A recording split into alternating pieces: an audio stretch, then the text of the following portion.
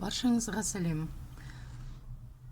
Бүгін алдыңғы видеодағы тоқыған жгут браслетімізді қалай аяқтау керек екенін және де оны мынадай қылып қалай біріктіру қажет екенін көрсететін боламын.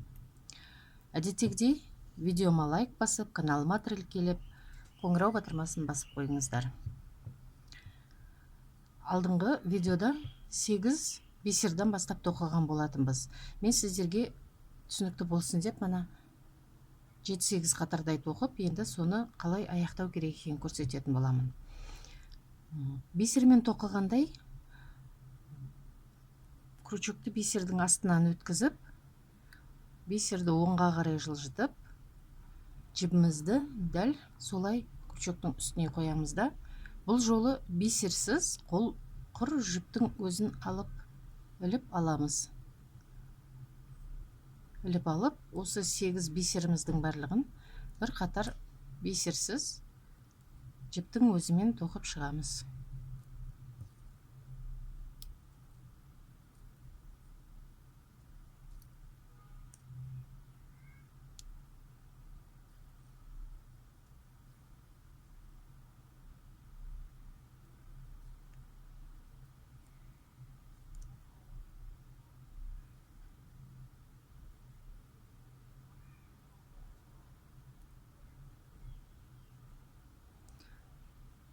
Жібім крючоктан шығып қалды біраз.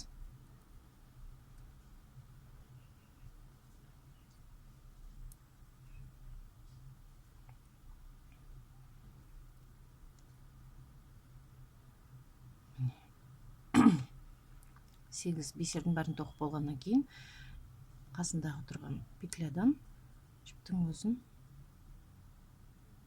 шығарып аламыз да, петлямызды үлкейтіп, жіпті сол петлядан өткізіп шығарып аламыз. Осылай жіпті бітейміз. Қайшымен қиямыз. Енді мына жіптің ұшын көрсетпей браслетіміздің ішіне өткізіп,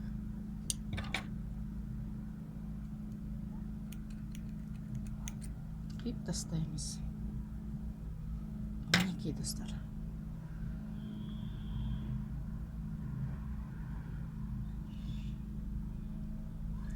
Енді екі ұшын қалай біріктіру қажет екенін көрсететін боламын.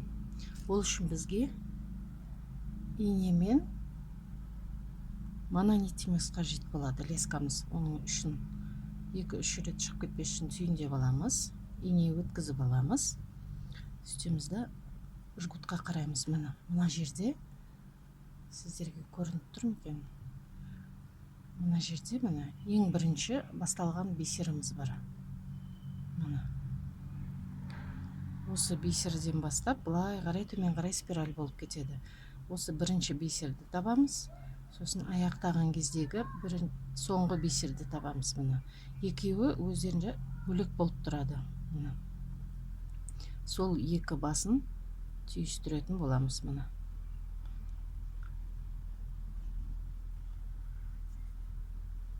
Жібімізді жгуттың ішінен аламыз көрінбес үшін. Сосын екі басын біріктіріп ұстаймыз.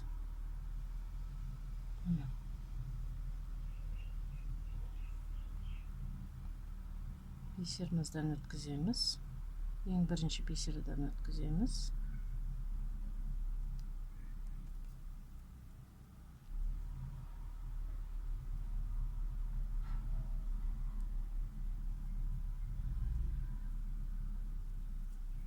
Сәл ыңғайсыздау болады біріншісінде, кейін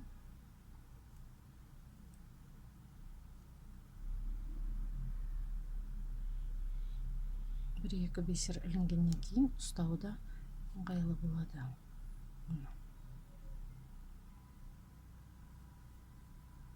Жанындағы тұрған бисерден өткізесіздер.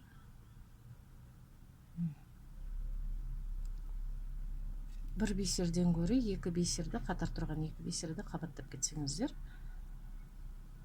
беріп теуге болады.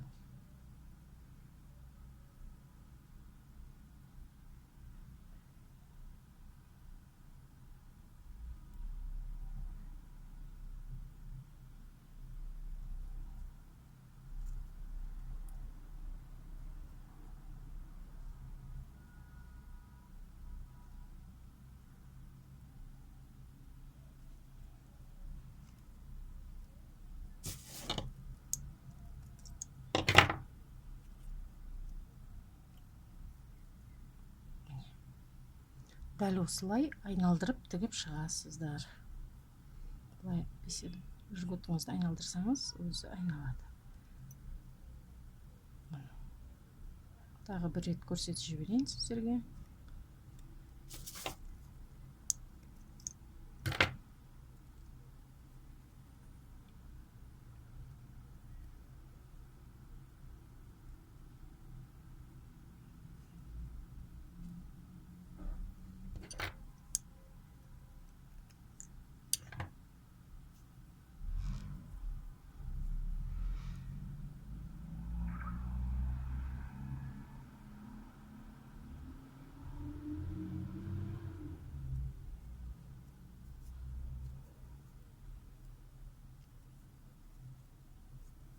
Міне достар, дәл осылай айналдырып тігіп шығамыз. Кейін алдыңғы видеода айтып өткендей жіптеріңізді түйіндеп, бисерлардың арасынан ары бері өткізіп, жіпті адастырып кесіп аламыз.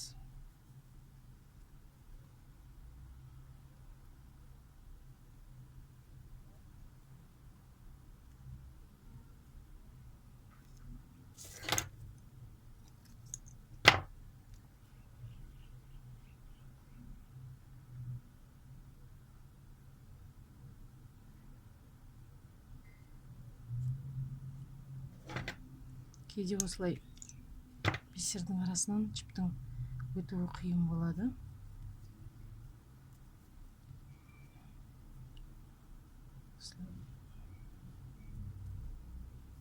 Бастарын біріктіріп болғаннан кейін жіпті ары бері өткізіп сөгілмейтіндей